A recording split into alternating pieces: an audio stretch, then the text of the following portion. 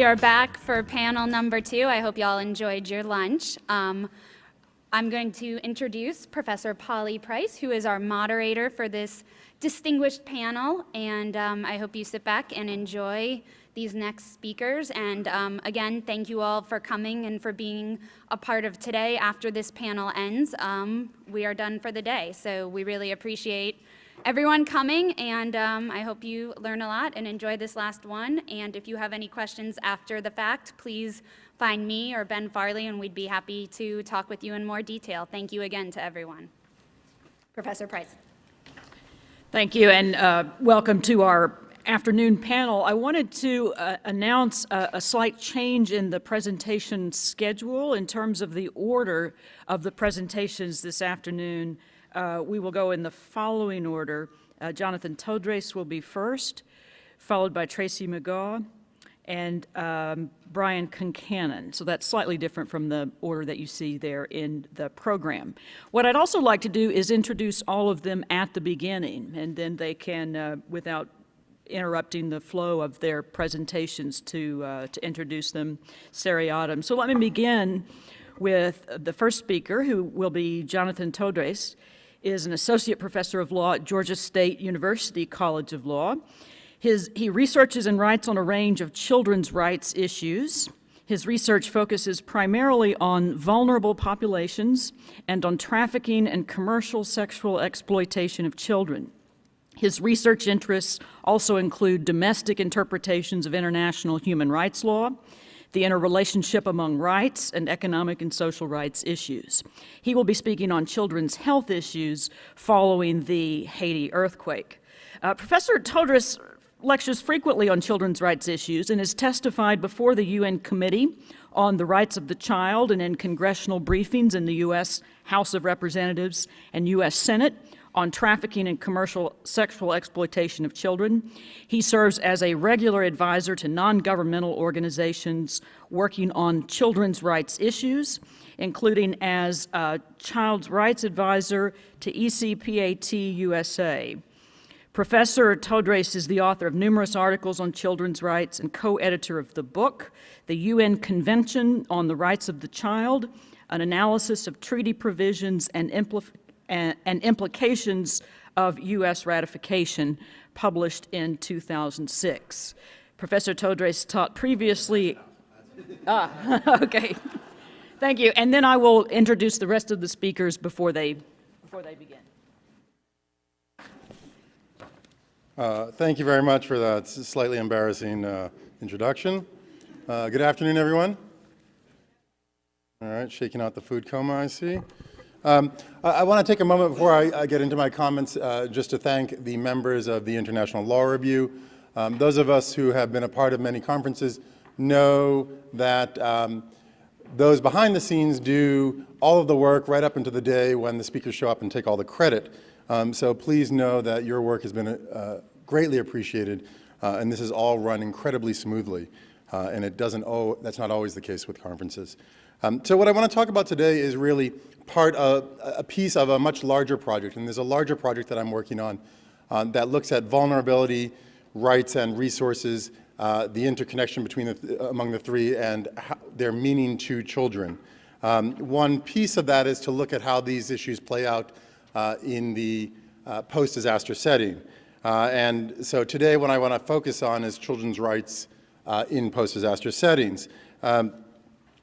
I'll talk about the range of rights that are infringed following a major natural disaster and how we typically respond, and then review some of the existing legal framework. And what we find when we look at the existing legal framework, as came out in this morning's discussion, is humanitarian law typically doesn't apply in the absence of armed conflict. Human rights law has really important limitations.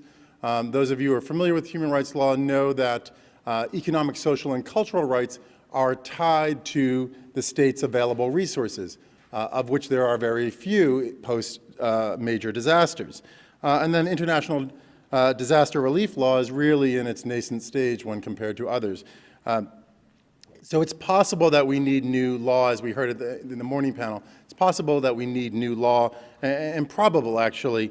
But before we leap to that, to sort of the lengthy process of drafting new treaties or conventions, I think we need to focus on ensuring that we get all that we can get out of existing law. There's much more that can be done on the implementation and enforcement stage of human rights law, and that's my focus. And that's really led to me to explore mainstreaming. Some of you will be familiar, for the past 15 years, gender mainstreaming has been a common topic in the international arena. And what I hope to do is explore whether gender mainstreaming principles might have application for children and children's rights.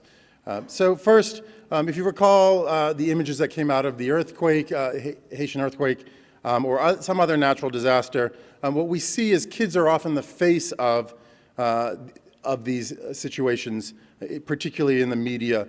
From a rights perspective, nearly every right of the child is in jeopardy following a natural disaster. Unlike some other settings, governments are pretty good at realizing the vulnerability of children in post-disaster settings. But there's a particular framing that happens when we talk about children post-disaster, and even in other settings. That is, children are seen as subjects of empathy, needing charity, and needing rescue. And I think there's some concerns with that. Rescue is certainly a relevant stage in post-disaster settings, but it sometimes has dangerous implications as well when used inappropriately as sort of the prevailing narrative. You'll recall, no doubt, the news coverage of the 10 missionaries who were in Haiti and initially thought to be potentially involved in trafficking. I won't go into the detail of that case, but they were moving a couple dozen children from Haiti to the Dominican Republic. What they thought or presumed were orphans. What interests me about that scenario is, even if you take them at their word, there's some troubling implications. They thought they were doing the right thing, and doing the right thing in their mind was taking these children away from their families. Almost all of these children, if not all of them, had living parents, taking them away from their extended family, from their home countries and cultures to somewhere else. Doing the right thing meant get out of Haiti and let's take you to the United States. And so I think there's some real dangers in the rescue narrative and seeing children simply as a charitable exercise. It certainly hurts adolescents in a number of ways, and all children in a number of ways. It denies them agency, and we know adolescents contribute in very meaningful ways to family survival and family well-being in a number of communities. It also hurts in that we fail to incorporate children's rights in reconstruction efforts. And it hurts the country as a whole. Let's not forget that in Haiti, 44% of the population is under the age of 18. In no other setting would it make sense, or would we tolerate a reconstruction plan that leaves 44% of the community out. And yet I would suggest that other than a few basic, sort of true children's issues, education and the like, in many other important areas, children have been left out. So the mainstreaming project is aimed at trying to get the international community and governments to take rights more seriously in post-disaster settings. There's a range, as I said, there are a range of rights that we could talk about. Given time limitations, I want to just briefly highlight a few. And there's sort of 4 areas that I'm really focused on in this project. One is looking at health and education, sort of economic and social rights, and because we are continuing to see this education and access to health care often as something that governments give or international aid organizations give as charity, instead of recognizing that these are rights, these are entitlements that these children have, and that it's not acceptable that the reality that many of these children will spend years in the camps is just simply not acceptable. There's a time-sensitive nature to children's rights. In the best of circumstances, you hear plans being talked about, we can rebuild this piece of Port-au-Prince in 2 years, 3 years, 5 years. Frankly, from a development standpoint, that may actually be a great success. In the life of a child who's out of school for 2 or 3 years, or doesn't have access to health care for 2 or 3 years, and certainly many of these problems existed before the earthquake, But that's a real problem. We don't have 2 or 3 years to implement children's rights. There's a real time-sensitive nature. Security of person is another area that I'm looking at. The violence in the camps is deeply troubling, that we haven't been able to secure children's rights not to be exploited, even at some basic level in terms of survival, access to food on a daily basis. Child participation, I think we're failing in that area too in many respects. And then the last piece in the rights part that I'm looking at is thinking about children's rights as group rights. We don't often think about them. We typically look at individual children's rights, and we don't think about sort of the built environment and what does it mean from a group rights perspective. So what would it mean to mainstream children's rights? For those who aren't familiar with gender mainstreaming, it's actually been around for a number of years. It's sort of efforts to focus on gender mainstreaming picked up in the mid to late 1990s, which to me isn't that long ago. To some of you, you might have been 7 or 8 years old, which disturbs me on some level. But what we're looking at, what we're talking about when we're talking about mainstreaming, is at every stage and within every sector, children's rights or gender needs to be a core consideration. So at the design, implementation, monitoring, and evaluation stages, at each of those, gender mainstreaming approaches aim to have gender considerations a core part of that, and across all political, social, and economic spheres. And so I think that we can learn a lot from gender mainstreaming initiatives, some of which have been more successful than others, in thinking about how children's rights are addressed or not addressed. So at the design stage, just looking at Haiti and pulling some examples from other places as well, the design stage, there's almost no involvement of children, and in many cases not even a child representative of children at the table when we're talking about what should the built environment look like? How should we talk about Haiti's infrastructure? Sure, we think about children in schooling and maybe primary health care, but that's about it. We're not thinking about them in every other sector.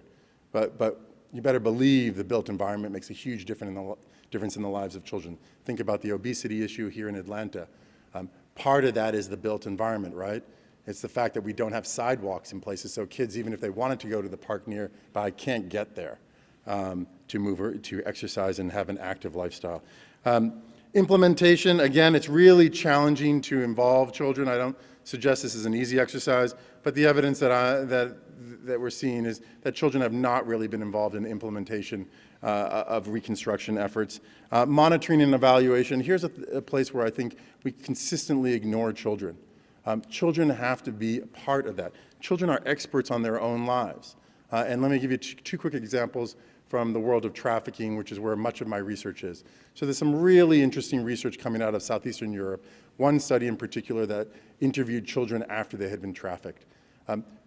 First, almost all of the kids looked to schools for information and felt they didn't get the information they would have wanted to get about what they were about to engage in and what they were about to do before they were trafficked. So that's a missed opportunity. It's a missed opportunity because we didn't ask kids what they need. Second, most of the children who were trafficked identified a changing point in their life, either a change or rupture in family structure, or frequently in their peer groups. And here again, most of what happens with young kids today happens away from adults, or a lot of it certainly does. And yet we presume that we know exactly what's going on, or we assume we do, or maybe we don't want to know exactly what's going on. But kids know. If you look at in sort of the trafficking, commercial sexual exploitation context, what you'll often hear when after some child has been sexually exploited and pimped out, you'll hear, you talk to peers, oh yeah, we knew something was going on. And yet we're not asking kids. We're not asking kids to assess programs, evaluate them, and give us feedback on how we can do better. So I think we really need to involve children at every stage. And again, we need to involve them in all sectors. It's not enough just to think here are the children's issues on the side. Because again, in Haiti, for example, as I said, we're talking about almost half the population. These aren't side issues. These are central issues to the country's future. So the Haiti PDNA, which was sort of the foundational document, I encourage people to look at that, and it's a searchable document. you'll see children mentioned in very select contexts and completely ignored in others. And that's just not sufficient in my view. Contrast that with, just to give you one example, UNICEF has a really interesting project on child-friendly cities and considerations from budget considerations to built environment to schools. What would it mean to make a city child-friendly or child rights friendly? And so I think we can learn from some of these types of projects and think about how we might go about mainstreaming children's rights. There are obvious differences. Let me just add a couple qualifiers. There are some obvious differences. I don't suggest for a moment that incorporating children's rights is the same as fully realizing women's rights or equality among men and women. We have to take due recognition of the developmental nature of childhood and adolescence. Children are evolving, and so it's not the same. It's also fair to point out, as I mentioned earlier, that not all gender mainstreaming efforts have been particularly successful, some more so than others. But I think there's some learning from both successes and failures. So my hope in this project, and as we go forward and think about reconstruction efforts in Haiti and elsewhere, is that we start to recognize the problematic nature of seeing children's vulnerability as a lack of agency, and seeing children just as charity and side issues. And that we can draw upon some successful efforts and lessons from less than successful efforts in gender mainstreaming to help advance children's rights in one of the most challenging environments that we face as human rights advocates post-disaster settings. Because at the end of the day, this is the true test, right? Human rights is not about can we ensure the rights of the investment banker on Wall Street, although the government has seemed concerned about his and her rights recently. But it's not about that. Human rights is for this setting, right? It's for the most vulnerable populations. And so hopefully mainstreaming efforts can add something to that effort. Thank you.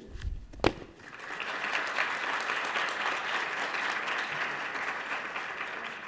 you very much, Jonathan.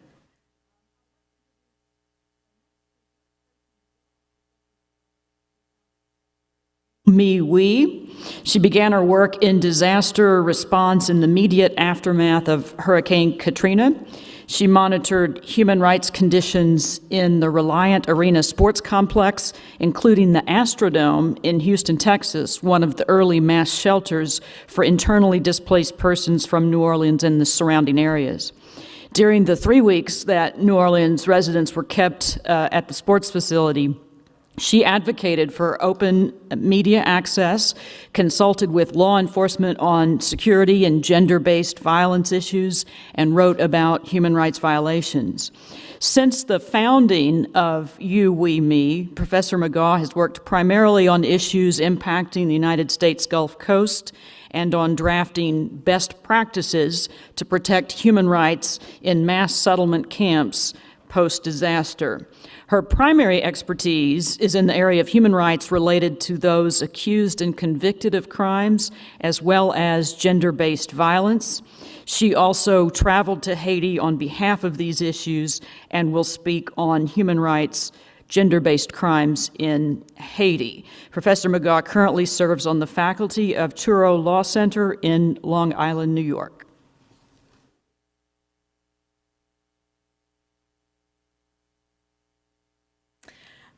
Thank you. This is the afternoon panel is sort of the depression portion of the show. This is where we tell all the sad stories. I will say that having heard this morning from USAID and IFRC and about the World Bank, really hits home that disasters are an all hands on deck situation, and I think it's easy sometimes for the large governmental organizations and the huge kind of super NGOs to point at the smaller NGOs and say, kind of you guys are getting in the way and kind of cluttering up the effort, and it's easy for the small NGOs to look up the chain and say, you guys are out of touch with the ground. But, Ideally, the way this works is kind of the large organizations take sort of the macro view and come from the top down, and the smaller organizations that are a little bit more nimble, a little bit more flexible, can get on the ground and then kind of move things from the top up, and then hopefully through that process, everything gets covered. And so it's been very gratifying to hear, both of those perspectives. I did get involved in disaster relief immediately post-Katrina. I'll tell you, I've been out of law school for 17 years, and post-Katrina was the first time I ever really felt like I did any good as a lawyer. Now, that's partly my own deficiency and failure of imagination because I'm a law professor, but partly because disaster populations are such profoundly distressed populations. There's literally something for I don't care what you do. I don't care if you paint fingernails for a living, give massages for a living, or a lawyer, or a doctor, or a social. There's something for everybody to do in the aftermath of a disaster. And so it was very meaningful work. I kind of got hooked on it. Not to mention, disaster people are party people. So it's a crowd of cool cats to hang out with. And you always kind of look forward to the next disaster. Not really, kinda, but no. And so, I, like a number of people, lawyers, doctors, social workers, whatever, kind of got hooked on this work after a particular disaster. And so, Katrina was my first big disaster. I was living in Houston at the time, teaching at South Texas College of Law, and a colleague of mine and I just went down to the Astrodome to see what we could do. Oh, there's plenty to do. We've been working in the Gulf Coast now for 5 years. Katrina is still very much alive. Haiti is still very much going to be, the earthquake is going to be very much an issue 5, 10, 15 years from now. And I say that not to depress you, although it's fine if it depresses you, but to let you know that, if you want to get on the ground floor of a disaster, you literally have years to jump on board because the repercussions just go on forever. What we noticed after Katrina, we noticed some things and we suspected some things. What we noticed is that everybody was scrambling, particularly in the legal community, was scrambling to figure out what to do. And there was a very steep and long learning curve to figure out what the legal issues were going to be, what local lawyers could do, what national lawyers could do, what international lawyers could do. It took a long time to figure all that out. And then what we started to suspect, and this was confirmed after the earthquake in Haiti, was that this reinvention of the wheel went on after every single disaster. And what we started to look for was an organization that understood what the legal response needed to be and focused exclusively on the legal human rights response to disaster. And we didn't find that organization. There are, as you heard this morning, myriad organizations that do fantastic work and have huge legal aspects to them, but don't necessarily, get on the ground with local lawyers. So we founded last year, We, for that specific reason, to address the human rights dimensions of the disaster specifically. And so we don't focus on any one geography, we focus on just wherever the disaster is. We have learned, and you heard Paul talk about this morning, and Elise and Sophie all talked about how, everybody learned a lot from the tsunami, learned a lot then from Katrina, and have learned even more with Haiti. And so, disaster law is an emerging area. It's a hot area if you're interested in, getting in on the ground floor of something that pays no money. It's a hot area. And the learning curve is huge. And so it is important that, USAID and us and IJDH and, IFRC, everybody looks at each one of these disasters as, okay, we're going to do a lot of good here, but we're also going to learn a lot. We're going to get maybe as much wrong as we get right, and we're going to move on from there. So we have learned a tremendous amount from Katrina. We learned a tremendous amount from Haiti, and I'll tell you in a nutshell in a second kind of what we learned and what our framework is going forward. what we do basically is we partner with local organizations who have an expertise in the geography. So in New Orleans, we partner with a group called Common Ground. We work on a case that's sort of disaster and Katrina related in Mississippi, where we've partnered with the Coalition of Communities for Environmental Justice. In Haiti, we're partnered with the Institute for Justice and Democracy in Haiti and the Lawyers Earthquake Response Network. And in fact, we've got delegates that just went down today to work on some stuff. What we have noticed over Katrina and Haiti, and we've also seen it in Pakistan a little bit, although the Pakistanis have been a little bit resistant to the help, is that there are 3 waves. And Sophie talked about the kind of the 2 phases of disaster. And what we've noticed is that there's actually a 3rd phase. The first phase, of course, is, Band-Aids, bottled water, food. That's the first phase, doctors and people to hand stuff out.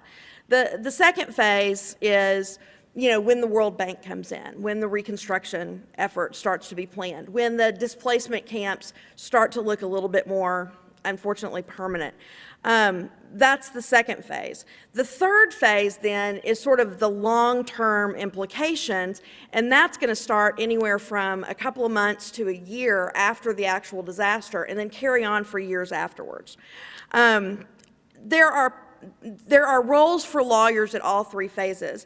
In Katrina and in Haiti, we were able to, as a lot of lawyers were, to get on the ground a few months after the earthquake and start in with services, with some advocacy, with some oversight. With Pakistan, we were able to get organized enough early enough to get in on that second phase and do some consulting with camp managers for the mass displacement camps to tell them, here's some things you might want to look for. And then our hope is, and I know this sounds really crass and awful, but it's just the truth. In the next mass disaster, whatever that is, our hope is at that point to have progressed to the point where we can, in the first phase of disaster, when the Band-Aids and the bottled water is going out, that we can be planning and training local lawyers so that when that second wave is ready, the local lawyers are ready to go. And so that's sort of how we've been emerging. What we have noticed as far as that second and third wave mostly, is that there is an arc of legal issues that is predictable. We saw it in Katrina, and we also saw it in Haiti, and we're seeing it play out in Pakistan. We're likely going to see it in Australia. And that is, well, let me tell you, what's really interesting to me, particularly about this arc of legal issues, is that it doesn't really depend on the disaster. It doesn't really depend on the government. New Orleans and Haiti are 2 very different disasters in terms of the populations affected. I mean, they're poor, we got that.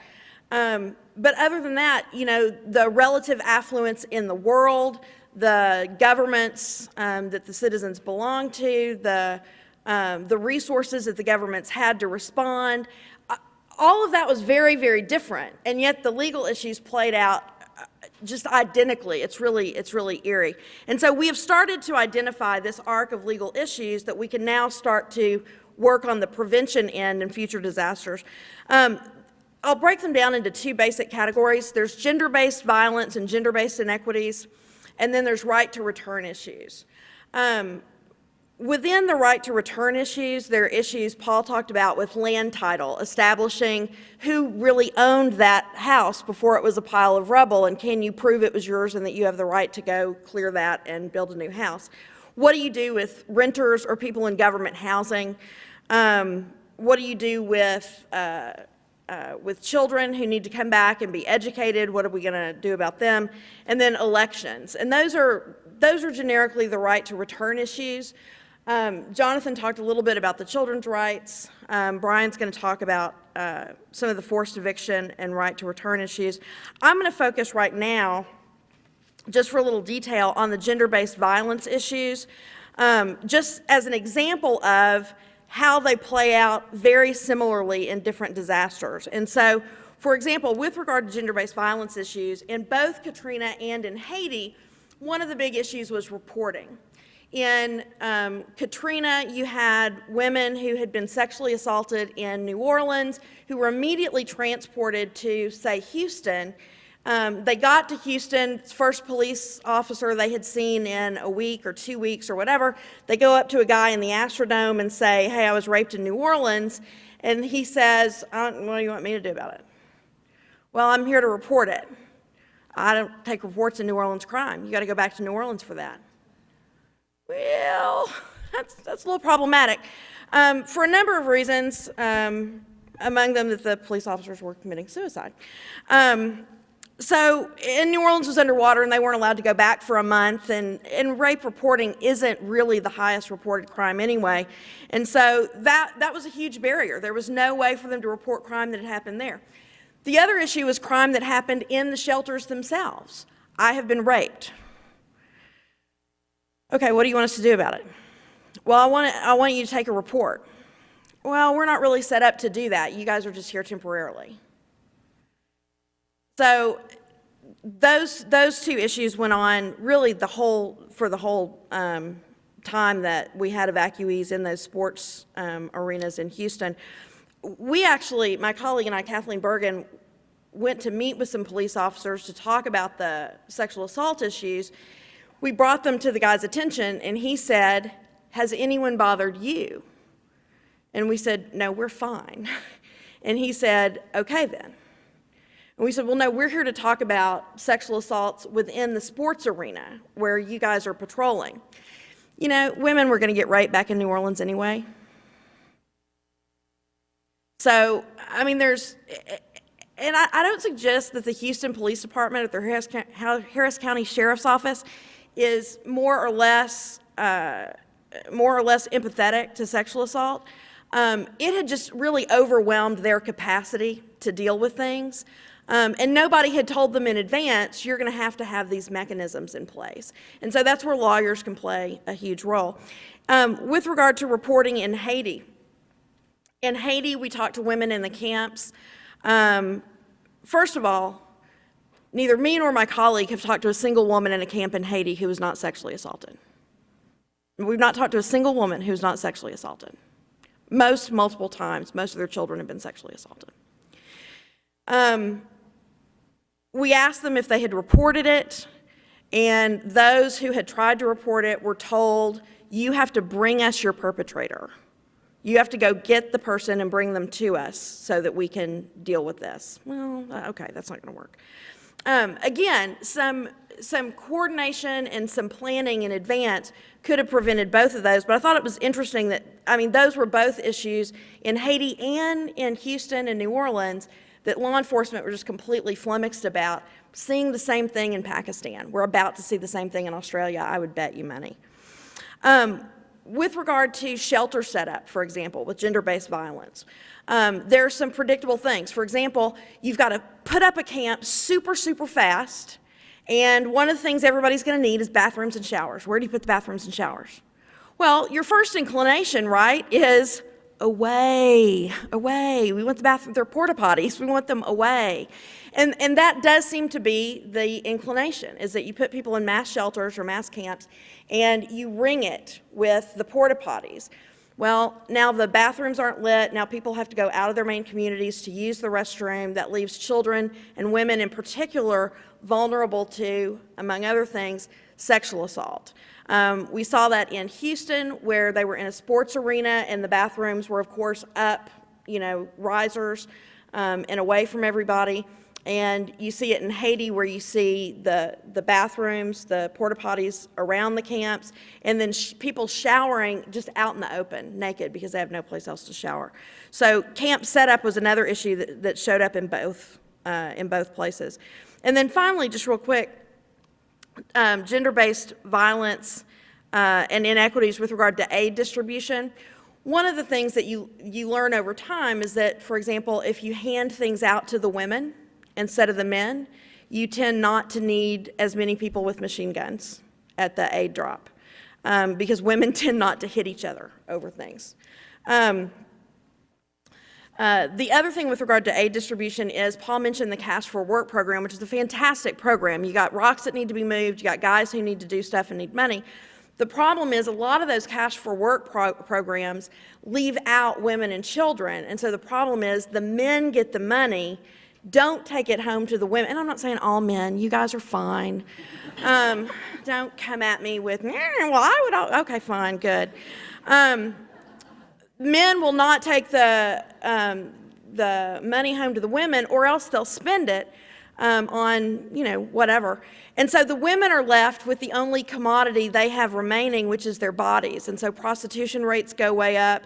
I was approached and propositioned by multiple child prostitutes. Let me repeat that. I was propositioned by multiple child prostitutes. A girl who could not have been more than 10 years old tried to sell herself to me for about $5. Claimed she was 15, offered to do anything I wanted, had a razor blade in her mouth. I'm not sure what that was for. I don't want to know. But that's, when you start setting up those aid distribution programs, you got to think about, as we funnel these resources in, who's getting them and are they going to get to the whole family? And like I said, that showed up in, those cash for work programs showed up in Haiti just like they showed up in New Orleans.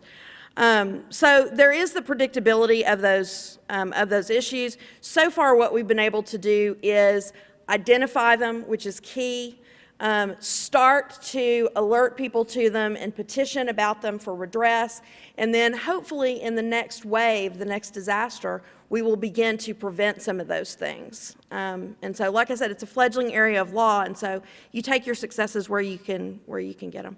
Thank you.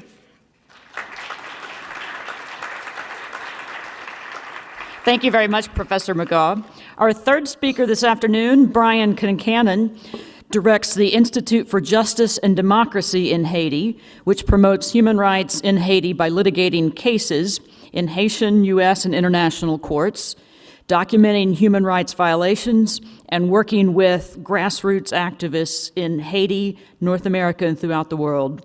He also is the coordinator of the Lawyers Earthquake Response Network, which coordinates over 300 U.S. lawyers providing legal support for Haiti's earthquake victims. Concannon writes and speaks about justice, human rights, and democracy in Haiti and on U.S. policy towards its oldest neighbor. Concannon lived and worked in Haiti from 1995 to 2004, first with the United Nations and after 1996 with the Office of International Lawyers in Port-au-Prince. The BAI was established by the elected Haitian government to help victims and the justice system prosecute human rights cases. In May 2008, Concannon won the only Haiti case ever taken by the Inter-American Court of Human Rights on behalf of former Prime Minister and political prisoner Yvonne Neptune. Brian?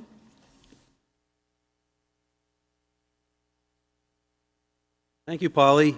Thanks, everybody, for coming, and thanks especially to the organizers of this conference. This has been wonderful for me for a couple reasons. One of the things that, almost by definition, people who are responding to overwhelming disasters are overwhelmed, and that usually means we don't look too far outside kind of the immediate circle of our work. And for those of us who are on the ground doing frontline work, that often means we don't consult what people are thinking about on the theoretical side, and I think it probably goes the other way around too. And so this is a great opportunity to mix the theory and the practice, which has been enriching to me and I hope for everybody else. The other thing that I think is extraordinary about this the symposium is the level of complexity that this allows us to treat these complex issues. And Paul and I have been on some panels before over the last year, and they're often set up so to fit the kind of the congressional or the press attention spans, which are very brief, and we end up trying to explain everything we have to say about Haiti and disasters in 2 minutes. And that often leads to one side saying the glass is half full and the other side saying it's half empty, and not really exploring the very important ways that our analyses actually agree in terms of what we think are the problems and what we think are the solutions. And so this is a great opportunity to really discuss some of these issues in more depth. As Polly explained, kind of our place in this puzzle is working with Haiti's poor and trying to enforce the rights of poor people. And right now we're specializing, most of our earthquake response work is based on on people living in the IDP camps, the most vulnerable. Kind of following up on what Jonathan was saying, it's very important to mainstream the laws, obviously, for the children who are among the most vulnerable, and as Tracy mentioned, the children, but it can also be extended to almost across the board to all the poor people. All the reasons Jonathan explained why it's important to mainstream the rights for children also apply pretty much across the board to poor people. And we think that's an extremely important perspective. And often when we're talking about that perspective, it does mean talking about the extent to which the glass is half empty. But that does not mean that doesn't mean we don't understand the importance of recognizing the very heroic efforts that are made to keep the glass half full. Our basic approach is we call it the rights-based approach, and we've got some more information in the handouts about exactly what that means. But we think there's four very important tenets of that, and one is to build the Haitian government's capacity to ensure human rights. And that seems to be, that's on its face is something that most people could agree on, and I think most people do agree in principle, but I think there's a lot of practical ways that is not, in fact, met, and we'll talk about that down the road a little bit. The second is ensuring transparency of assistance, and again, that's something that I think everybody agrees, but in practice, the transparency isn't all that effective, and part of the problem is traditional ways of doing it, but also part of the problem is, again, an overwhelming disaster, and you're trying your best to deploy your limited resources, and it's a little bit reluctant to put some of those resources into reporting about what you're doing. But I think that in the end, that's actually critical to the effort, and I think that organizations involved have to make that part of they have to mainstream that aspect into their planning. The third is empowering the Haitian people, and that again is something that makes a lot of sense but isn't done in practice. And one kind of quick example to follow up what Tracy was saying in terms of the gender-based violence, one of the things that we've been doing is trying to help Haitian grassroots organizations access some of these cluster meetings, or it's actually a sub-cluster where they're talking about gender-based violence. And initially they couldn't get there because they were in the UN compound, which was hard to get to, and once you got there it was hard to get through the security. Once they did that, they had another problem where those meetings were, at the beginning, actually held in English. And for grassroots groups, very rarely do people from grassroots groups speak English competently, and it's actually, French is often a challenge for most of them. And so here you have a country where 80% of the population only speaks Creole, and the meetings were done often in English and at best in French with no translation capacity. And, of course, the problem with doing translation is it takes up resources and it can be time-consuming, but I think it is absolutely vital that the Haitian people be involved in this, and I think that those kinds of investing in things like translation or considering having the meetings in Creole are a way of really helping the process by getting valuable voices to the table. The fourth point is ensuring assistance delivers concrete results. And again, something that seems obvious, but that often depends on how it's measured. And I'll give one kind of quick example. Paul mentioned the issue of the tarps, that shelter was often, the majority of provision of shelter was putting out these blue tarps. And two problems with those. One, at the halfway mark, I saw this analysis of whether shelter was in fact okay, whether it had been adequately provided. And there was someone from, I believe, the UN agency who kind of showed all these printouts about how many of these blue tarps had been distributed and said, well, there is no problem because we've distributed enough blue tarps to make the problem go away. When you go to the camps, you see a couple problems. One, that some people were not able to get blue tarps, and so they were actually in sub-blue tarp housing. A second problem is to the extent to which blue tarps aren't actually adequate for a lot of people, especially in a country with torrential rains. And a third problem, and this is anybody who's ever used actually one of these blue tarps in a sunny area knows, I used to have one, I once put it on my compost pile, and after one summer, the whole thing was completely deteriorated because ultraviolet light deteriorates it, and there's very few places that have a better supply of ultraviolet light than Haiti. And so one of the things we're seeing is that these tarps are starting to get ripped and have holes in them. And this really struck home, again, kind of on the ensuring concrete results, when Hurricane Tomas was coming in, and there was this great mobilization to try to respond to it. Fortunately, Hurricane Tomas did not cause as much damage as was feared. But one of the things, there were a lot of groups who were saying, oh, we're set, we've got 200,000 blue tarps ready to be distributed from this place. And a week before Hurricane Tomas, I was in a bunch of these camps, and I'd gone in some of these in people's shelters, and you look out through the blue tarps, and it almost look like a very starry night, because there were pinholes all over that from degradation. And I'm thinking 200,000 tarps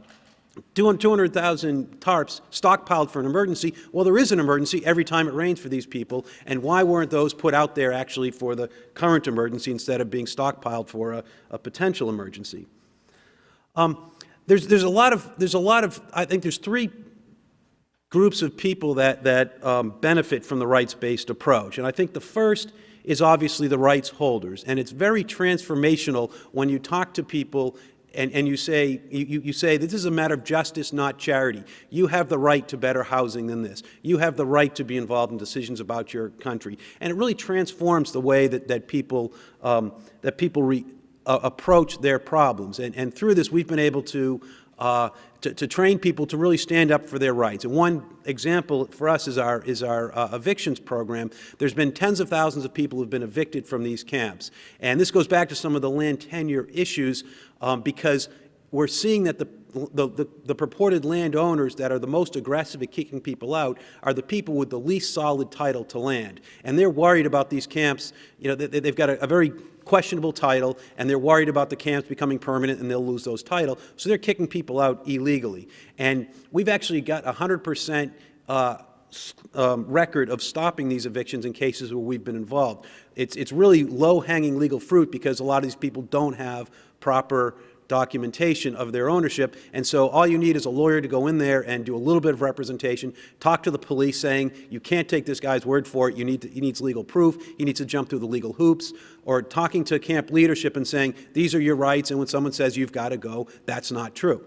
The other place the other group of people, another group of people that the rights-based approach is effective for is the duty bearers. And that obviously includes the Haitian government, but also the international community. And we've got there's a handout about some of our recommendations to the international community. We've got a lot more about this on our website.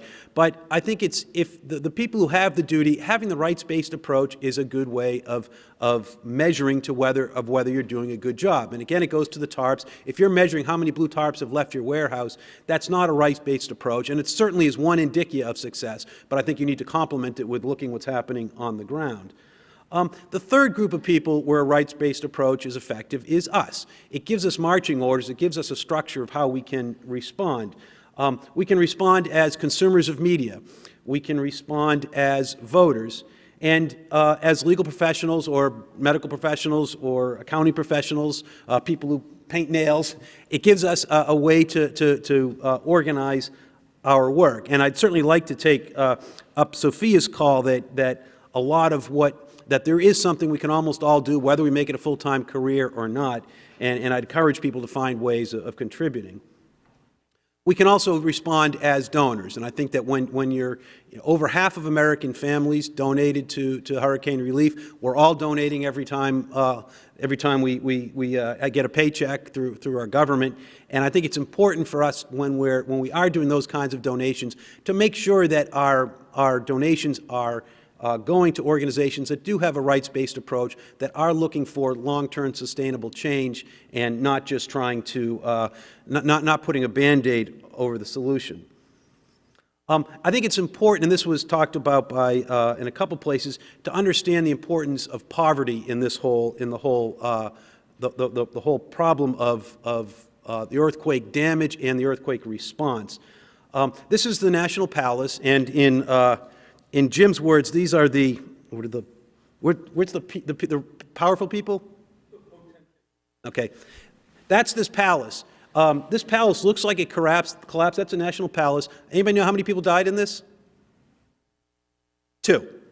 It did what it was designed to do, which is the kind of the decorative parts at the top collapsed, but where the people were, it was actually spared. You get to the 200,000 plus people died by neighborhoods collapsing as in wholesale, where people died by the thousands and tens of thousands. And it's very problematic that people were even in these neighborhoods to begin with. But there's also a a problem of inequity, and I think it's very important to talk about the Gini coefficient, both within Haiti, but also inequalities between Haiti and other countries. One example is that there was an earthquake in Chile that was about 500 times stronger a month later. 800 people die there, where 200,000 plus die in Haiti. And that's a bit of an oversimplification, because there's differences in how deep the earthquake was and what the ground was made of, which make a difference. But really, the main difference between mortality was poverty. Part of this poverty is the result of failure to enforce the law on behalf of poor people, especially. This area was built on a place where this collapsed that never should have been built. It was illegal to build there because it was too steep. Those houses, I had gone in those neighborhoods a lot before they collapsed, and they were already collapsing 10 years ago, 15 years ago when I first started going there. They were built of substandard concrete, and so they were just crumbling as we spoke, and everybody knew that they were, including the people that lived there, that those were death traps. But one of the reasons why why people lived in those death traps was because they were poor and they had no other way no better place to put their families. Part of the reason why people are poor is that they cannot enforce a whole constellation of their basic rights, as Jonathan was talking about. Those include contract rights, employment rights, child support, right to education. Obviously, the Haitian government is the first duty bearer, but the international community also has some duties here. I'll talk a little bit about kind of our country's role in policies that created the disproportionate mortality of Haiti's earthquake. One of them is our trade policies. President Clinton, back in last March, gave a testimony to a Senate committee about Haiti, and one of the things he mentioned was that a lot of his trade policies, specifically pushing Haiti to lower its import tariffs, really hurt Haitian farmers. U.S. farmers are obviously highly successful, highly organized, highly mechanized, so we can produce rice cheaply and wheat and corn. We're not only highly efficient, though, we're also highly subsidized. And Haitian farmers aren't subsidized, they're not mechanized, and they're not efficient. They can't compete against us without some help. We push that help down in the interest of a free trade ideology, and as President Clinton acknowledged, it hurt Haitians. It hurt Haitian farmers because it put Haitian farmers out of business when they were not able to compete. And the result was, where'd those farmers go when they weren't able to sell their wheat? They weren't able to buy wheat for the next year. They weren't able to make payments on their loans. So they went out of business. They moved to the slums in Port-au-Prince, where they or their descendants had their houses fall down on them last year. Another issue, and it's actually, we had a couple questions from CARE, and this is another good example of people doing some critical self-examination. There's also, even our aid policies contributed to this problem, where because we're overproducing basic commodities, we kind of dump it on poor countries through one of the mechanisms is PL 480, whereby aid is given in terms of wheat and corn, and aid groups are given the wheat and corn, and they're told to either sell it or distribute it.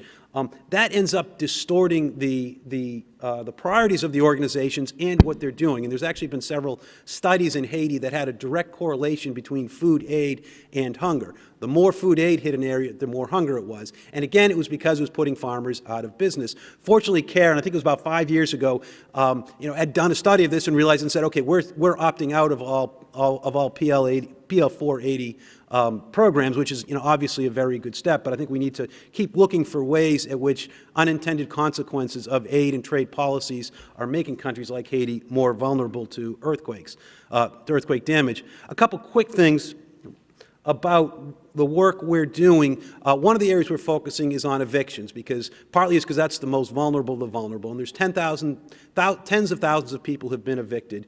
We're addressing that through a couple ways. One is providing legal efforts on representation on the ground. That's really a low-hanging fruit. You get one lawyer into a camp, and that can stop an eviction of hundreds and, in some cases, thousands of people. We're working with 22 camps, and so far a zero eviction rate.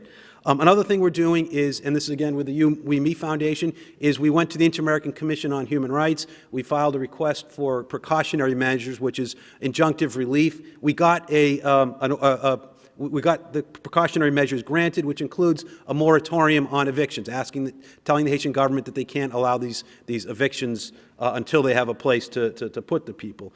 Another thing we're doing is we're collaborating with UNICEF, because one of the problems we're finding is where the kind of national law and international law intersect. And this picks up a little bit of, Elise was saying, of the challenges of an international system interacting with a very flawed national system. And one of the things that's happening is purported landowners are going to the aid givers and saying, I want you to stop giving aid to camps on my land because I want these people out of there. That's problematic in a bunch of ways. One of them is that the landowner often doesn't really have title to that and usually didn't go through those processes. And so you have aid organizations unwittingly helping evictions by participating in pushing people out. And so one of the things we're working with UNICEF to kind of create a symposium in Haiti where we're talking about the international and national law aspects of IDP displacements and informing people who's, if your job is getting food and water to camps, you don't always have your eyes on the bigger legal picture. And so we're hoping to put the legal picture together with the delivery of services picture as a way to deliver services better.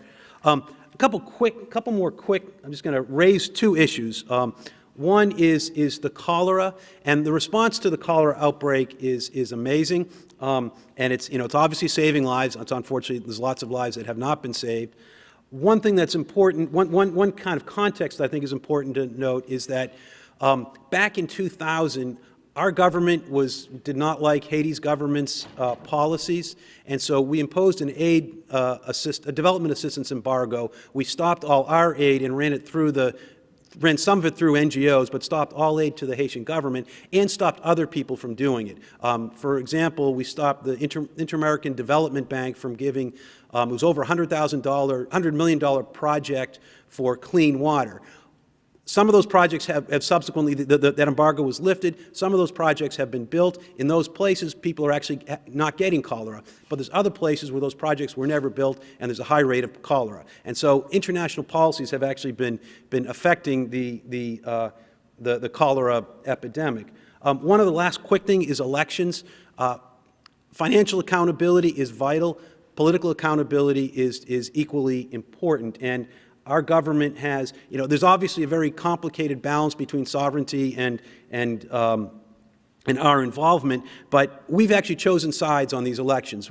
Despite our government and Haitian civil society, or members of our government, including Senator Lugar, many members of the House, saying that there were problems with the elections, we financed half the cost of the elections and gave very generous political support to them, basically underplaying the problems. And the result was a big mess, and Haiti's going to suffer for that for a long time.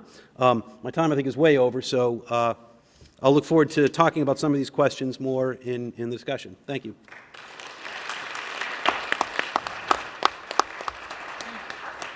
Much, Brian. And as have been the presentations from the morning, these are, again, sort of a fabulous array of speakers with lots of expertise, and I want you to have time for your questions and comments. Before we begin that, I wanted to ask a question of the panel, or just to throw out an idea to see if there's some commentary on it. One of the themes today has been what have we learned? What can we learn from the Haiti experience? And we've looked at it from several perspectives, but one is how best to coordinate international response. We know we'll have disasters in the future. How do we best coordinate that? We have NGOs, we have coordination issues even within the United States response, but certainly within other governments and NGOs and regional organizations and so forth. And we looked at those questions in terms of how do we coordinate getting the aid there, saving the lives, the initial response, and then how do we coordinate the ongoing recovery? How, and my question for this panel is how do we coordinate recognition of human rights and protection of human rights? And is there a prescription, something that's needed either within international law or some way to coordinate these various groups to see that the respect for human rights is there in all areas? Yeah, so I don't know. I don't have the first foggiest idea. I mean, it's really, that's actually, I think, a substantive answer because, you know, there was some talk this morning on the panel about an international legal framework. And, you know, I don't know. I don't know that we need another convention that the United States is not going to follow or adopt. And I mean, we've already got a bunch of them that we haven't followed or adopted. And, you know, the same people who aren't recognizing the rights of children, the rights of women, the rights of IDPs aren't going to recognize them because we put them in a disaster convention. So I honestly don't know. And I think at this point, I mean, we ought to be striving for those answers, but the legal response to disaster and the human rights response to disaster is so in its infancy right now. It is just so in its infancy. I think it's going to be a long time before we know that. I think for like this, and I cannot commend the International Law Review enough for this, bringing these people together from these different sectors, you know, boots on the ground with policymakers, that kind of thing is critical. And that's the kind of thing that none of us have time for. And wouldn't, you know, I wouldn't have heard any of this but for this symposium. And so, you know, I have to say that I think at this point, these kind of exchanges of ideas, I think that's on the way to wherever we're going to go. And so I think, you know, I don't know that, you know, Mindy and Ben knew they were doing this, but I think you have moved disaster law forward today. So. Yeah, I think I agree it's a very difficult thing to do, and a combination of it's the new and developing area of law, and again, that everybody's overwhelmed who's doing it and has limited ability to do these coordinations. But I think it's important, and I'd second that events like this play a big part of it, bringing people together. I also think that it needs to be mainstreamed in everybody's work, and especially within the cluster system. There's actually a study, it hasn't been published yet, but I was looking at a draft of it last week, that it was surveyed people on the ground and to what extent they're integrating a rights-based approach. And on the good side, everybody said they were,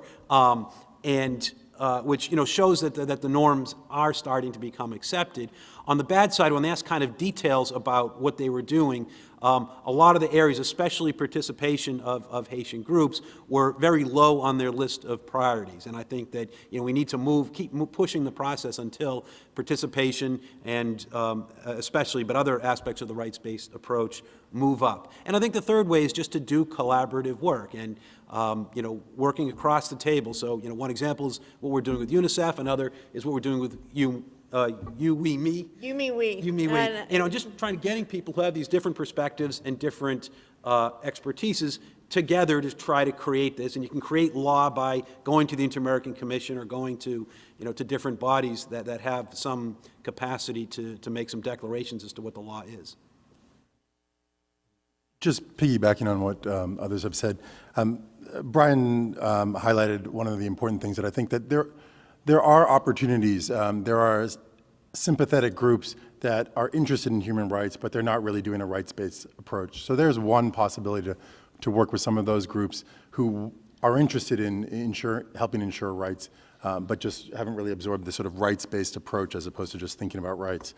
Second, I think we need to be a little bit more creative in our thinking and looking to other sectors and other approaches elsewhere.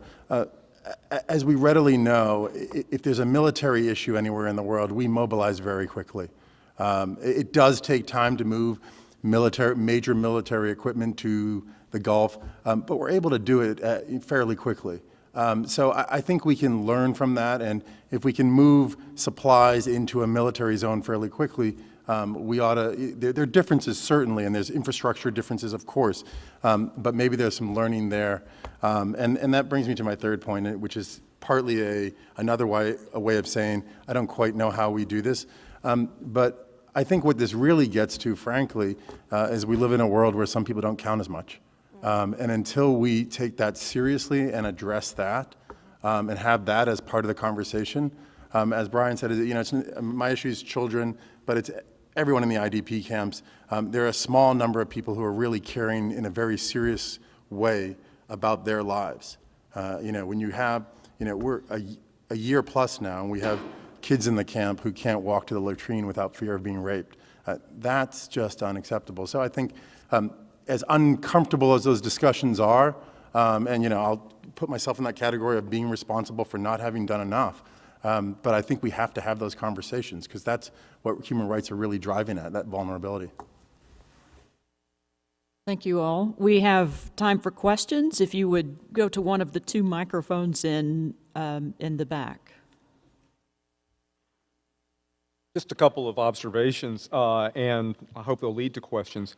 One in particular, in responding to Tracy's observation about, and I think the other panelists share this as well, the failure of the United States to take part in these things. And here are just a couple of observations. In addition to the military over humanitarian preference in American foreign policy, it's also a longstanding tradition, not just American law, but the broader common law tradition, strongly prefers to express rights in negative format as opposed to a positive format. So an affirmative economic or social right, which is a preference of United Nations law, is alien to the Anglo-American common law system. There's also, because of our historic dominance, at least in the last 100 years, if not the last 100 months, a preference for unilateral action and over multilateral action, and a preference for state solutions, state actors over non-governmental actors.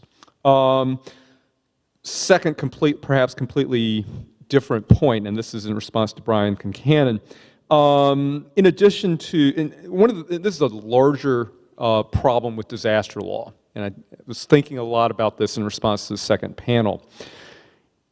So much of our failures in global disaster law can be traced back to an obsession with the political economy of our own country. And I guess this is the broader point that I just said about the broader point that encapsulates my first point.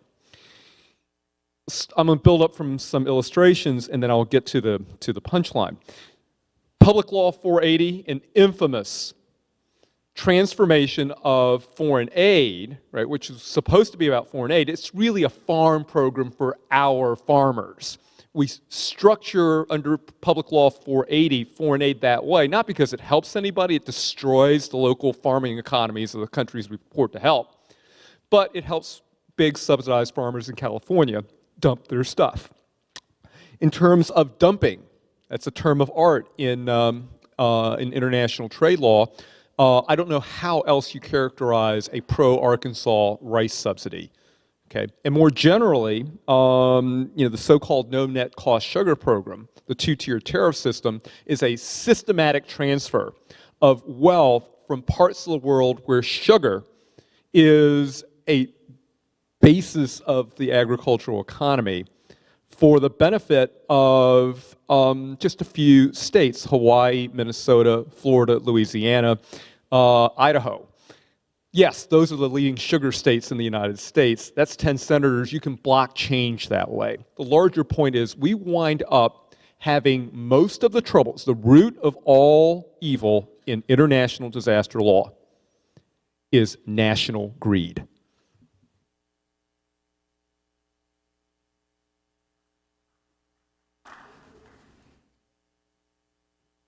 Any responses or further thoughts? Amen, Brother Chen. Yeah, there's a lot in there. I'll peel off one very small piece, which was your very first comment, and then I'll pass the mic to the others on the rest of it. On the negative rights and positive rights, I think we need a sort of candid conversation about that. Let's be honest, the sort of positive rights or negative rights as we see them, they're not resource free.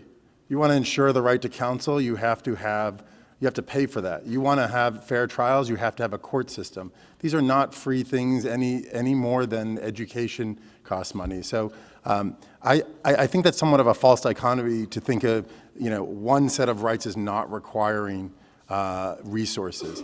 They both require it. It's just we've made choices. And so, I think we've got to get beyond that sort of divisive construction of rights, one being negative and requiring nothing. It's just not true. But the rest I'll pass on, just because otherwise I'll talk too long. Well, I think to piggyback on what Jonathan was saying earlier and then just now, the Convention on Economic, Social, and Cultural Rights guarantees things that you don't need your government to guarantee if you have money. I don't need the government to guarantee my economic, social, and cultural rights. I can guarantee my own. And so that gets back to what Jonathan was saying is, unless we're going to have a conversation about who matters and who doesn't matter and be frank about that, then we're not actually going to be able to talk about why some countries will ensure economic, social, and cultural rights and others will not. But you're absolutely right. I mean, negative rights, it costs just as much, but we've made decisions, and in my view, those decisions are based on the fact that white Americans who hold most of the wealth can afford to ensure their own economic, cultural, and social rights. And so I think as long as that's our framework, that's going to be that's not only going to be how things work in the United States, that's how the United States is going to seek to ensure that things work in other countries. I'll respond to Jim's second comment. I think it's true that the expressed national interest is our expressed international interest is often the problem, expressed national interest. I'm not sure that our expressed national interest is our real national interest. I think that there's very good reasons for saying that what's good for Idaho beet farmers isn't necessarily what's good for the population as a whole. But I think it comes down to a problem we have across politics is where if you have concentrated benefits of a policy, those people are going to, especially if it's concentrated wealth that's involved, they're going to have a disproportionate ability to act on that than the very diffuse benefits of having a policy that supports Haitian farmers a little bit better. The advantages of having a more supportive policy for us is, the loss is easy, that sugar producers or wheat producers and rice producers especially are going to lose. The advantage is that taxpayers win big. We spend a lot of money on Haiti unnecessarily. We spend a lot of money on development programs. We regularly are doing military interventions or paying for the UN to do military interventions. Right now, the MINUSTA, the current UN peacekeeping operation, is $2.5 million every single day. And if we had a better policy, I think that we could avoid other costs we pay is refugee flows, which are regularly getting generated, and they impose an economic cost on us, but also a homeland security cost. I mean, when we're struggling to defend our borders, the fact that we have to divert resources to saving people coming ashore on boats, that has a national security cost. Another cost to us is drugs. You hear different figures and it varies, but right now I think it's about 15% of the cocaine coming into the U.S. From South America goes through Haiti at some point, and by allowing instability in Haiti, you're making it much more attractive for drug traffickers. And so I think if we do a better job of actually calculating what our national interest is, I think we'll find it's a little bit closer than we've thought to the interests of Haitians and Haitian farmers. Another question. I was interested in what you all were saying about the layout of the camps and how that has facilitated some of this gender violence and violence against children just based on the safety concerns of having the bathrooms on the edge of the camps and other aspects of the layout of the camps. And I was wondering how you balance those concerns with concerns about disease or privacy. If you were putting those type of facilities closer in, you might be cutting down on one area of gender-based violence, sexual assault, children's safety issues, but on the other hand, causing problems in a health-related realm. So I'm just wondering if you all have any ideas on how to balance those two competing concerns, and if it has been done successfully anywhere else over time, perhaps with more security resources, stationing police officers by those facilities, if there's any ideas how to bridge these two competing interests. As most of you do, I have a toilet about 20 feet from where I sleep.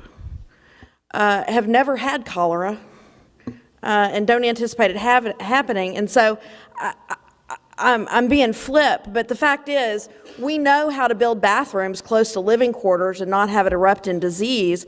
We know how to do it on a mass scale. We know how to put 20,000 people in a stadium and manage to have them go to the bathroom and everybody goes home at the end of the day without cholera. So we certainly have that technology. We certainly have that expertise. I sat down with a civil engineer in New Orleans and talked to him about Haiti and about camp structure. And he drew this map, this really beautiful map. And he said, the thing you have to acknowledge going into setting up the camp structure is that it's semi-permanent. You can't treat it like a temporary camp. You have to treat it like a new village. And so you set things up that way. And so it's not just putting bathrooms sort of in clusters throughout the camp and making sure that you've got the drainage and the water safety to handle that so that there's not the spread of disease. But in addition, you do things like set up storefronts throughout the camp. So that what happens is this semi-permanent settlement then slowly gets replaced by permanent structures, and now you've got an actual village that works. But as long as you make it a cluster of tarps with bathrooms on the outside, and then all of the industry even further outside of that, you almost guarantee that the new societal structure is going to be less effective than the old societal structure. So the quick answer to that is, how do you do it with ensuring, public health? You have to plan it, you have to bring in civil engineers, and you have to admit to yourself at the beginning, okay, we're going to be here for a while. This isn't, when those people got to the Astrodome and they started asking, how long are we going to be here? They were telling us to tell them a couple of days. You'll be here a couple of days. Some of those people still aren't home. Some of those people live in Wisconsin now. Yeah, I'd add to, in addition to having a little bit better planning and learning from past practices, I think it's also important to consult the people involved, because a lot of those very difficult trade-offs can really be best made by people who are the ones who are going to be asked to pay the price between the privacy and the security. And that's one thing that we found. We've done a series of surveys of camp residents asking the same people the same questions over the course of course, we've done it 3 times over the course of the last year. And some things have changed for the better, some things have not changed. One thing that hasn't changed is a continued complaint that people are not consulted. And I think that following up what some of what Jonathan said, the less powerful a person is, the less likely they are to be consulted. So women particularly, children's interests are particularly underrepresented. And recognizing, of course, that it's much easier to say consultation than it is to do it. But I do think that we need to think that as we're making those decisions, yes, there will be a cost to having better participation, but that cost will pay off in terms of having better design and also having better buy-in by the community. I mean, isn't that the whole argument we give for having democracy here? It would be much easier if we just said a totalitarian dictator, but presumably there's some value in the consultation. Another question or comment? Hi, Jenna again, and at risk of revealing my agenda, I want to make a comment. We keep talking, I keep hearing everyone talking about disaster relief as relief and something that happens in the aftermath of a disaster. And then I keep hearing talk about how we need this consultation. And I'm wondering your opinion on some of the barriers that are preventing us from consulting these people before the disaster happens, particularly disasters that we know are going to happen, that we can predict and expect. And Tracy was speaking about the legal arc that we know is going to happen, and I'm wondering, what are those barriers in your opinions?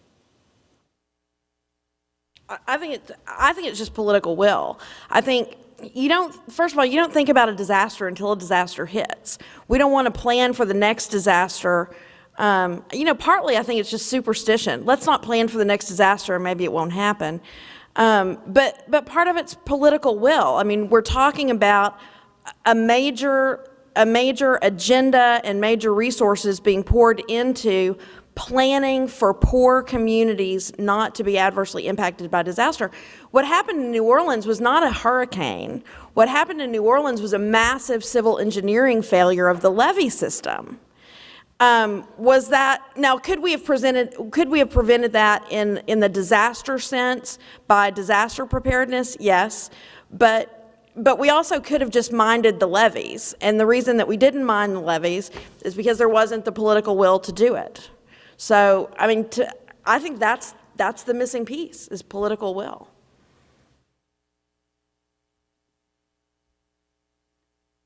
I agree. I mean, I think on the ground there are also some other challenges. You know, there are real challenges in, you know, if you're going to say we're going to consult with communities, how do you identify who's representative of that community?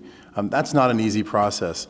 You know, you risk essentializing, depend on what you're doing, engaging communities. Dealing with children is challenging. I mean, if you want to get youth involved on a consistent basis, first, they get older, so they age out of the group, and so you're continually having to find new youth members. You know, it's challenging to, you know, working with youth is just a different experience, and you have to recognize the developmental challenges while not sort of infantilizing them, because they're bringing some great ideas to the table. So there are a host of other challenges along those lines, of sort of on the ground. How do you work with the groups, and who do you identify, and who picks that?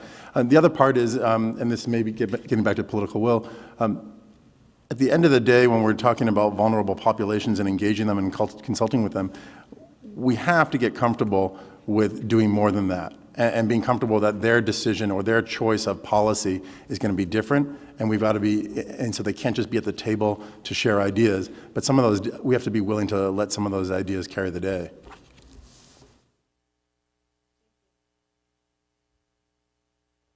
Next question. I just wanted to make two comments to some of the comments that have been made. I heard what Jim said about the special interests of the various types of farmers, and I heard the ripple of applause after his comment, and it's depressing, but there is another side. Aid has never been driven by philanthropy. Aid has always been driven by trade channels. Disaster relief, however, is driven very largely by philanthropy. 50% of Americans gave to Haiti. That is incredible, and that should be a source of national pride. So we have to recognize that aid has multiple interests driving it, but there are synergies that are possible between aid and philanthropy. And what we're trying to do is build those and build upon them. And the disaster relief, while disastrous for the victims, does show a way for those synergies to occur. The other thing I just want to mention in terms of the consultation issue. I totally agree. Once the disaster has happened, it's too late for consultation to meaningfully occur. At least it's too late for us to figure out how to do it. So what we really want to do is figure out how to put consultation mechanisms in place that we automatically know how to engage when the disaster is on our doorstep. I do think that a more globalized world allows for that knowledge building and knowledge sharing to occur. And so therefore I feel there is some room for optimism. The tsunami was the first, I think, international disaster that showed the power of the internet. Suddenly people who had never heard of Aceh felt like a disaster had happened in their own backyard because of the vivid images repeatedly available on the internet, and they gave. Likewise, in Haiti, that 50% contribution rate is affected by the power of the internet images. And so the internet and a more globalized world where we're not polarized into Cold War polarities allows us to share knowledge about consultation mechanisms, the need for porta potties that are accessible, and the broader needs for coordination. So while disasters are a depressing subject, I think there's reason for optimism in how the world responds. Just wanted to add that. Okay, thank you. Thank you for that, for those comments. Other questions or comments? Yeah, I had a question. There was a comment earlier during the presentations that when some women in Houston complained of sexual offenses, one of the responses was, oh, well, they would have been raped in New Orleans anyway. And I guess that just made me kind of curious whether, with Haiti in particular, with all these atrocities going on in the camps against women or against children, exploitation, like I don't know much about Haiti, but I know it wasn't like a tropical paradise necessarily before the disaster. And so that comment kind of just made me curious as to whether these atrocities going on in the camps in Haiti are in response to the camps and disaster relief, or if this was just a problem before the earthquake ever happened. Could you guys just talk about that or enlighten it? With gender-based violence, whatever your rate of gender-based violence is prior to a mass disaster and a mass displacement event, it's going to skyrocket after the disaster. And the reason is that it's the fundamental principle that a sexual assault is not a sex crime, it's an anger crime, it's a power crime. And when you take an entire population of people and strip them, we're talking about people who are impoverished to begin with and have very little power, and you take what little power they have away and you completely somersault their entire lives, acts of aggression and power shows are going to increase as a way of coping with the stress. And so, I can't compare, I don't have those numbers with me, I can't compare the relative sexual assault rate in Port-au-Prince with the relative sexual assault rate in New Orleans. I can only tell you that, no, when you go into the camps, it's not just the same rate. It does actually skyrocket. What's more, and this was our response to the police in Houston, was that when they were in New Orleans, just, living in the general population, don't we have shouldn't they be safer now that they are in a shelter that we are providing? Shouldn't those rates go down and not up? Shouldn't we try to ensure that? And so I think the same is true of mass displacement camps in Haiti. When people's lives are turned upside down, I think we have a duty to protect them more, not less. I can just add to that, it's very easy to kind of beat on the Haitian justice system and the police for not responding as well as they should, and that is certainly true. But it's also important to recognize that, especially because we're lawyers and throughout our careers, we're going to be confronted with dysfunctional systems that we can help make less dysfunctional. It's important to recognize that the system is not totally dysfunctional. One example is we started filing cases in September in Haitian courts, and it's still the case that if you are a poor very disempowered rape victim and you just randomly go to a police station, the chances of your complaint getting taken seriously are limited. But we've been able to make the system work. If you send a victim to the right police station with a paralegal or a lawyer, the police are taking those cases. We've got, in our cases, the police have made 8 arrests, including one police officer who is accused of raping a 15-year-old. And there's units within the police that have said, yeah, we're happy to help. We care deeply about this problem. We don't have any gas money. And so, we give them a little bit of money for gas to drive around to make those arrests, and they do it. And so there are buttons that can be pressed across the board. Other things that are happening on the international level in response to a lot of the complaints of the women is there have been more lights. That's the UN has been doing that. I expect, I'm not sure, but I expect USAID has been providing lights. Some of the security has been increased, and so there are ways to make all the systems a little bit more functional. Can I say one thing about gender-based violence?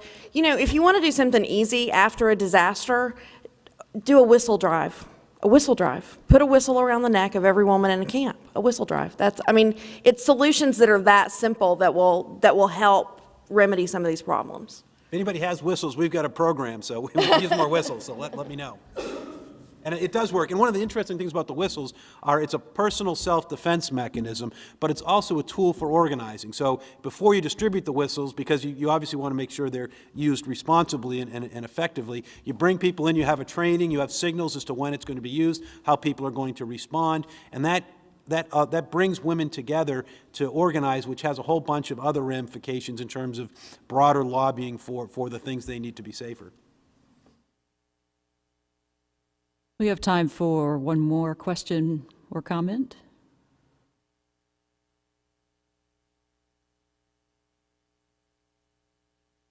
Well, let me just throw out one quickly, which is I think we've been interested in watching news recently, not only to see the developments within Haiti with respect to continuing responses to the disaster, but also their own political their internal political conditions and return of former leaders and possible return of leaders. And what, in terms of either a weak or a ineffective central government versus an instability in ongoing political affairs, are there concrete realities that you face as a result of that? As a result of the returns? Yeah, or just the threatened instability and so forth. Yes, I think so. The return of Jean-Claude Duvalier actually is fascinating for me. My first reaction was kind of great fear, especially as I started hearing from the people we work with on the ground in Haiti, who had great concern that this was this heralded the return of some of the widespread political violence that happened under Jean-Claude Duvalier's presidency. That has clearly not been the case, but we're only a week into that, and a week and a half, and there's obviously the fears do continue, although they've somewhat subsided. In terms of one question everybody asked me is why did he come back, and I think that he felt there's $6 million that's being held in Switzerland, and I think he felt that he could go to Haiti for 3 days. That it would be that he was betting that it was too much for the government to deal with him, so they'd let him stay for 3 days and leave, and then he could go to Switzerland and say, "Look, Haiti's not trying to prosecute me. Give me my $6 million." And I was actually, pleasantly, I probably would have said that was a half-decent bet on his part, because the government does have an awful lot on its hands, including kind of a fight over its own existence, and we're now a week and a half away from Inauguration Day, and there is no successor chosen for the current government, on top of cholera and everything else in the earthquake response. I think it's very much to the government's credit that they did rise to the occasion and did not pursue him. I would have liked to have seen him arrested. I think that the case against him justifies and his flight for 25 years justifies detention, but I think the fact that the government does appear to be sincerely trying to pursue him, I think is to its great credit. In terms of its, I think it does have some destabilizing effect, but I don't think, I kind of have a feeling that the government is going to be able to handle that. I think other things are more destabilizing, especially around the elections. Okay, well, if you would please join me in thanking our distinguished panelists.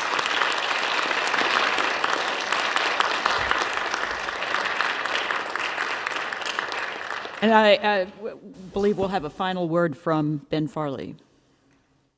I just want to thank all of our panelists, our keynote speaker, and especially Mindy Pava for organizing this wonderful symposium.